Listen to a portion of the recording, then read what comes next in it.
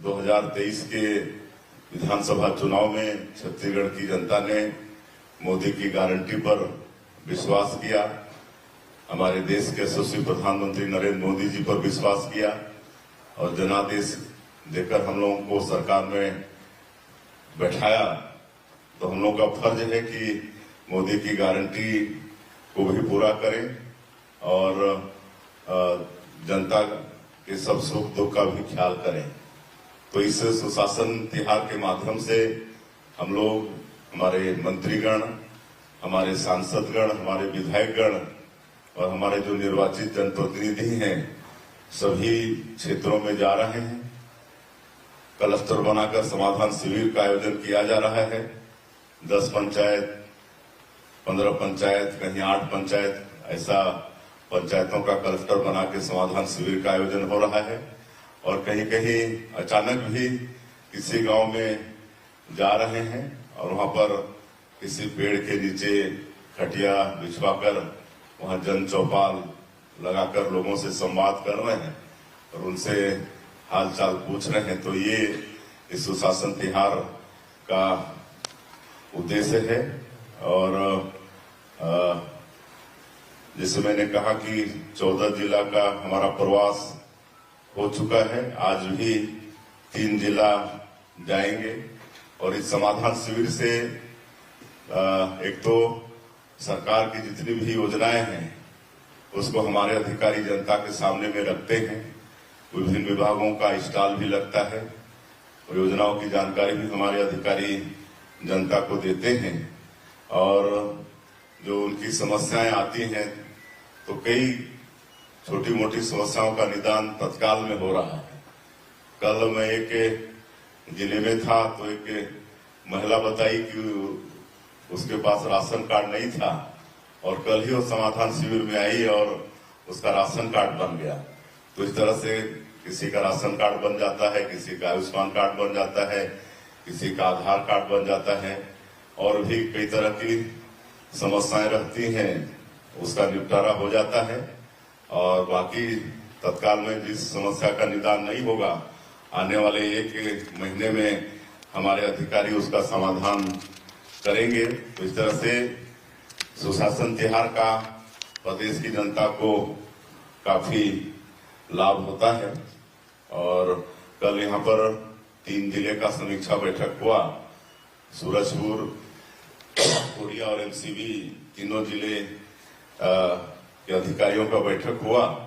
और चूंकि आप सबको मालूम है कि अभी पश्चिम एशिया में जो युद्ध की स्थिति बनी हुई है उसके कारण हमारा देश भी प्रभावित हुआ है विश्व के साथ साथ। और हमारे देश के यशस्वी प्रधानमंत्री जी का यह आह्वान है कि हम लोग डीजल पेट्रोल का मतलब खपत सोच समझ कर करें। और इसलिए थोड़ा हम लोग समीक्षा बैठक का स्वरूप भी बदले हैं। बाकी जो 2 जिले थे वहां से खाली एसपी कलेक्टर आए, बाकी अधिकारी वर्चुअली वहां से जुड़े थे। तो इस तरह से हम लोग थोड़ा सा समीक्षा बैठक का स्वरूप बदले हैं और बिंदुवार समीक्षा हुई है और बड़ी अच्छी सार्थक चर्चा हुई है। कल के बैठक में एक तो राजस्व के प्रकरण जो निपटे हैं उसकी जानकारी हुई, एक प्रधानमंत्री आवास पर भी समीक्षा हुआ। और इधर ये हुआ कि एक तो कई जो प्रधानमंत्री आवास के लाभार्थी हैं वो चले जाते हैं बाहर और कुछ के मतलब मृत्यु हो जाने से तो ये निर्देशित किए हैं कि उनके नॉमिनी के नाम से वो प्रधानमंत्री आवास का निर्माण किया जाए। ये कल के समीक्षा बैठक में निर्देशित हुआ है। उसी तरह से मातृ मृत्यु दर में भी हम लोग को काम करने की आवश्यकता है। इसलिए स्वास्थ्य विभाग को कहा गया है कि जो संस्थागत प्रसव है उस पर ज्यादा जोर दें, अधिक से अधिक संस्थागत प्रसव हो। और फिर जैसे मोदी की गारंटी में हम लोग का एक वादा है कि जो रेडी टू ईट का काम है जैसे 15 साल अपनी सरकार थी तो महिला स्व सहायता समूह की बहनें इसको करती थी, तो फिर से उसको रेडी टू ईट का काम महिला स्व सहायता समूह को वापस देना है। कई जिलों में, रायगढ़ जैसे जिलों में ये काम सूरजपुर जिले में हो गया है, बाकी जिलों में भी इसको करने के लिए निर्देशित किए हैं। उसी तरह से अब ये गर्मी है, गर्मी के बाद बरसात आएगी और पेयजल की भी समस्या रहने वाली है। वैसे हम काफी संतुष्ट हैं कि गांव में पेयजल की मतलब बहुत ज्यादा समस्या नहीं है। हैंडपंप वगैरह वाटर लेवल डाउन होने के कारण कुछ सूख गए हैं और जल जीवन मिशन इसका भी काम, हालांकि पिछली सरकार में इसमें ठीक से काम नहीं हुआ जैसा होना चाहिए था, लेकिन माननीय हमारे देश के यशस्वी प्रधानमंत्री जी ने जल जीवन मिशन 2.0 फिर लॉन्च किया है, तो उसमें पैसा मिलने वाली है। और इधर कल जो 3 जिलों में ये ज्ञात हुआ है कि ज्यादा मल्टी विलेज स्कीम यहाँ पर बनाए जा रहे हैं, तो उसमें काम होगा और लोगों को पानी देने का काम होगा। लेकिन हमने निर्देशित किया है कि किसी भी गांव को, मोहल्ले को, जनता को पेयजल की समस्या नहीं होनी चाहिए और इसलिए कहीं अगर टैंकर क्रय करने की भी आवश्यकता है किसी पंचायत को, तो टैंकर क्रय किया जाए और अड़ोस पड़ोस जहां पानी उपलब्ध हो वहां से पानी लाकर जनता को मुहैया कराया जाए, ये भी हमने निर्देशित किया है। और मंत्री जी हमको बता रहे थे कि अपने जिले में तो हर पंचायत में, अपने विधानसभा में हर पंचायत में टैंकर दिए हैं, तो इस तरह से इधर भी टैंकर की व्यवस्था जहां जरूरत होगी वहां करके प्रशासन लोगों को पानी पीने की व्यवस्था करेगी।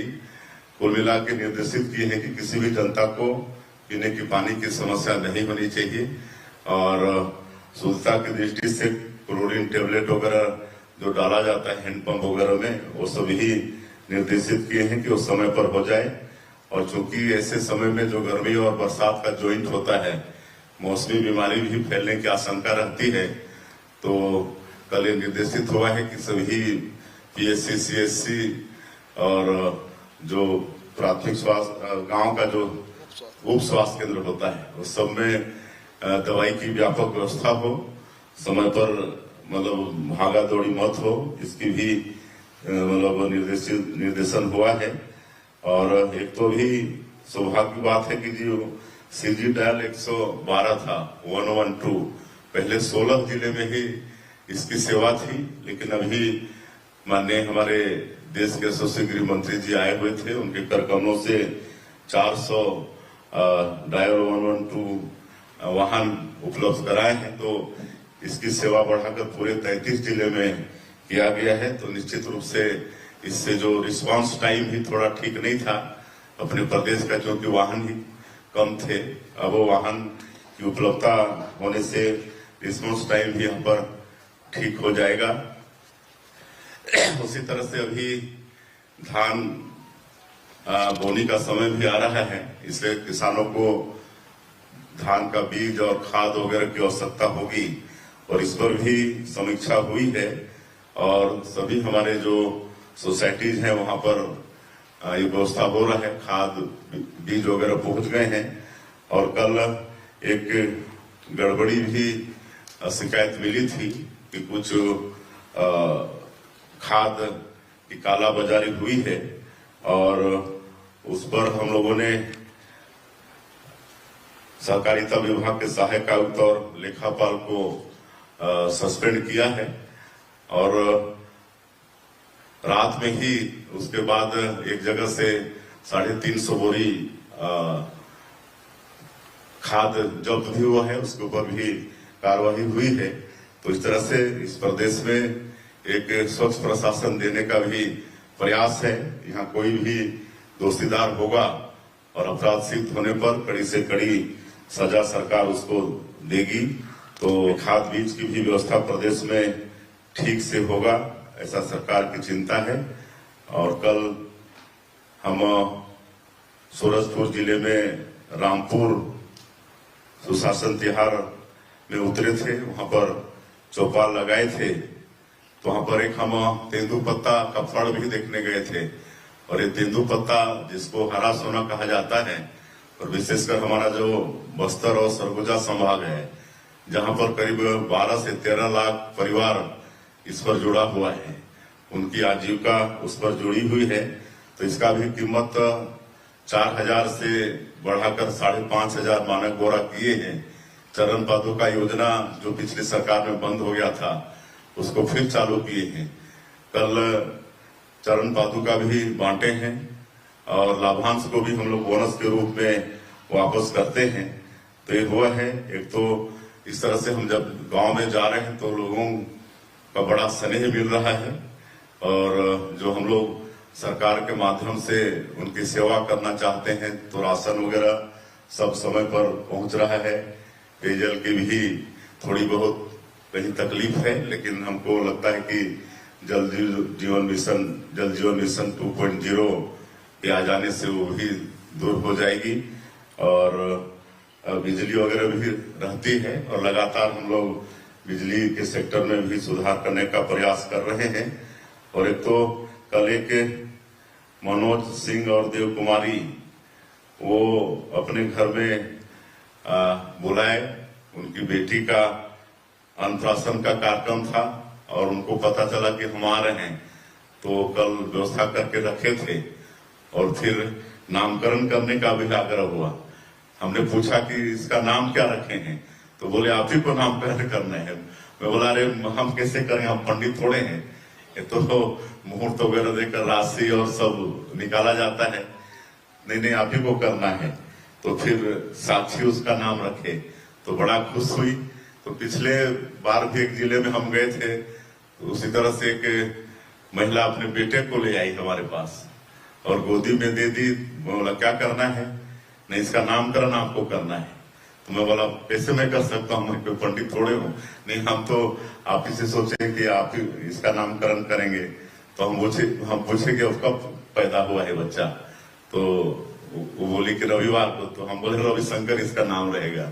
तो इस तरह से प्यार लोगों का मतलब जा रहे हैं सुशासन तिहार में, तो इतना प्यार लोगों का हम लोग को मिल रहा है। और इस तरह से कल कोरिया में कुसहा में गांव में आकस्मिक पहुंचे, तो वहां पर एक कामयाबी वैन इसको हरी झंडी दिखाकर हम लोग शुभारंभ किए हैं। और ये वैन है पूरा, और इसमें पूरा इनोवेशन का मतलब उसमें व्यवस्था है। और वो वैन स्टूडेंट लोगों के बीच में जाकर उनको इनोवेशन करना सिखाएगी। तो वैन का भी कल हरी झंडी दिखाकर उसको भी रवाना किए हैं।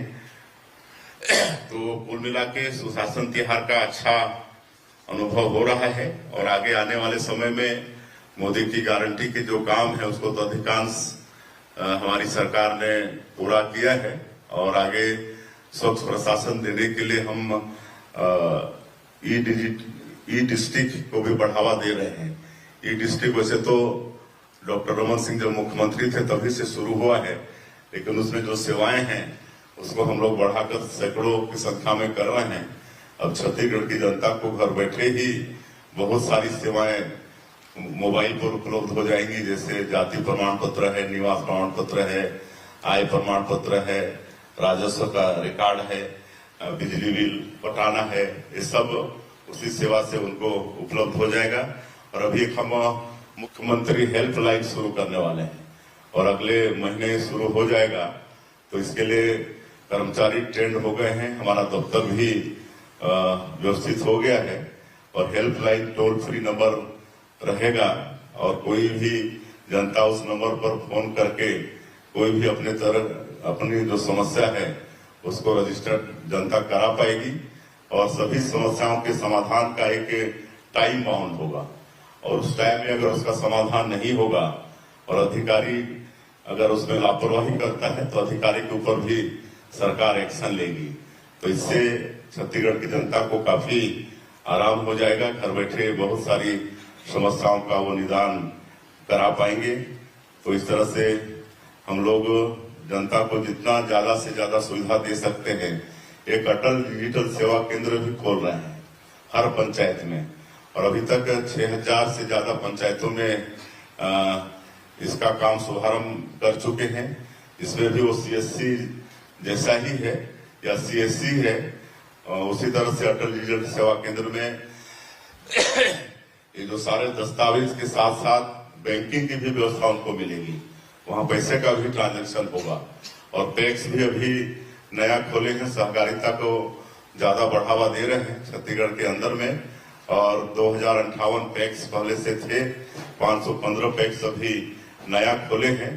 तो इस पैक्स के माध्यम से भी हमारे किसानों को वहीं से धान का बीज, खाद, दवाई, लोन की व्यवस्था ये सभी होने वाली है। तो इस तरह से छत्तीसगढ़ की जनता को सरकार के माध्यम से हम लोग अधिक से अधिक सेवा देना चाहते हैं। और आज आप सब लोग आज के प्रेस वार्ता में आए, आप लोगों का भी मार्गदर्शन हम लोगों के लिए बहुत अहम होता है।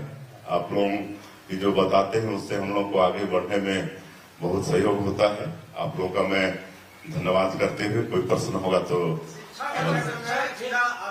धन्यवाद।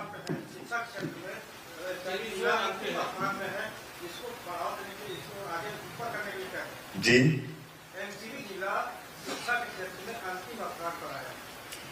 हाँ, कल समीक्षा के दौरान ये बात आई है। बाकी जिलों में तो साथियों, आपने सुना कि छत्तीसगढ़ प्रदेश के मुख्यमंत्री श्री विष्णुदेव साय जी ने हमें बताया कि प्रदेश में किसानों को किसी भी प्रकार की समस्या नहीं होगी। खाद और बीज की पर्याप्त व्यवस्था जो है प्रदेश में है, जिससे किसान जो है अपनी जो खेती है वो आसानी से कर सकते हैं। इसके अलावा हमें मंत्री जी ने बताया कि कैसे जो है सुशासन तिहार में तत्काल जो है आपकी समस्या का समाधान किया जाएगा। उदाहरण के लिए उन्होंने बताया कि तत्काल किसी को राशन कार्ड मिल रहा है, किसी का आधार कार्ड नहीं था तो उसका आधार कार्ड भी बनवा दिया जा रहा है। तो इस तरह से अगर सुशासन तिहार में आप जो है अगर आवेदन करते हैं तो आपका समस्या जो है तत्काल जो है निदान हो सकता है। तो उम्मीद करता हूँ दोस्तों ये जो वीडियो है आपको हेल्पफुल लगा होगा। ऐसे ही तमाम योजनाओं से संबंधित वीडियो देखने के लिए हमारे चैनल को सब्सक्राइब करके रखें। साथ ही साथ यह वीडियो कैसी लगी कमेंट्स करके ज़रूर बताएं।